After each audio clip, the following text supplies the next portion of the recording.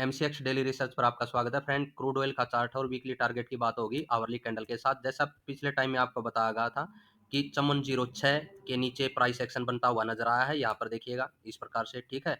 और कहीं ना कहीं 5130 हमारा टारगेट था।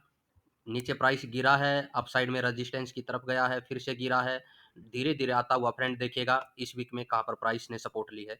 5130 आपको बताया गया था। दोनों ही कैंडल को ध्यान से देखिएगा। अगर मैं दोनों कैंडल को इधर इस हिसाब से देखते हैं तो यहाँ से देखिएगा बिल्कुल रेड कैंडल आई, उसके बाद ग्रीन कैंडल इसी सपोर्ट के ऊपर बनी और फिर से टारगेट देखिएगा 5130 से सीधा प्राइस गया है।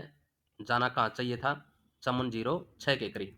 तो ये देखिएगा फ्रेंड, प्राइस कहाँ पर निकल गया?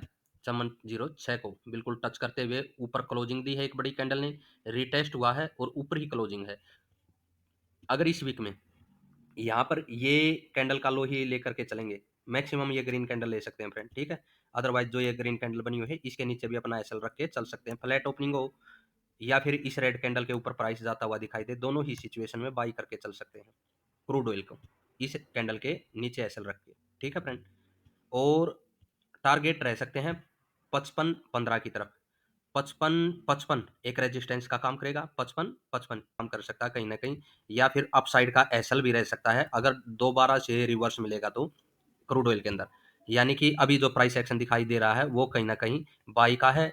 इन कैंडल के नीचे अपना एसएल रख सकते हैं। मैं कहूंगा क्लोज ही रखिएगा पहले वाली कैंडल के नीचे ही, ठीक है। अगर यहीं से ये रेड कैंडल ब्रेक होती हुई दिखाई देती है, ये कैंडल के नीचे एक्टिवेट हो जाएगा एसएल हमारा, ठीक है। और अपसाइड में जा सकते हैं 55-15 की तरफ, ठीक है फ्रेंड।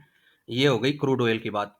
और 55-55 रेजिस्टेंस है, इस चीज का भी आपको ध्यान रखना। इसके ऊपर प्राइस होल्ड होगा तो और बड़ी तेजी 5700 के करीब तक देखने को मिल सकती है। अदरवाइज फ्रेंड रिवर्सल मिल सकता है क्रूड ऑयल के अंदर, इस चीज का भी आपको ध्यान रखना है।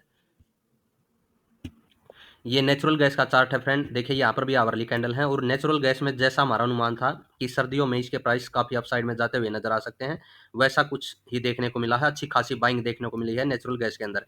तो फ्रेंड देखिए, लेवल था जो हमने पीछे बात की थी, अगर 407 के ऊपर होल्ड भी हो चुका था, बताया था कि 450 हमारा अगला टारगेट रह सकता है। 450 अचीव हुआ, उसके ऊपर निकलने पर जैसे ही 450 के ऊपर होल्ड होता है प्राइस, तो एक शार्प तेजी देखने को मिली है और 485 के करीब की क्लोजिंग है, ठीक है फ्रेंड। लगभग 500 के करीब पहुंचने का प्रयास किया है नेचुरल गैस ने। अगला टारगेट क्या रह सकता है? अगर देखिए यहाँ पर फ्रेंड एक डिप भी, क्योंकि ये सीधी तेजी है, अगर नीचे प्राइस सस्टेन होने के लिए आता भी है थोड़ा बहुत, तो कहाँ पर जो वो सस्टेन होता हुआ हमें दिखाई दे सकता है, वो लेवल आपको बता देता हूँ पहले। और तेजी कहाँ तक जा सकती है? तेजी फ्रेंड देखिए 550 के भी ऊपर निकलती हुई नजर आ सकती है और 570 के करीब तक। लेकिन अगर जो हमें बाई ऑन डिप कहाँ पर करना है, देखिए अभी जो शार्प तेजी है उसके बाद गिरावट देखने को कई बार मिल जाती है।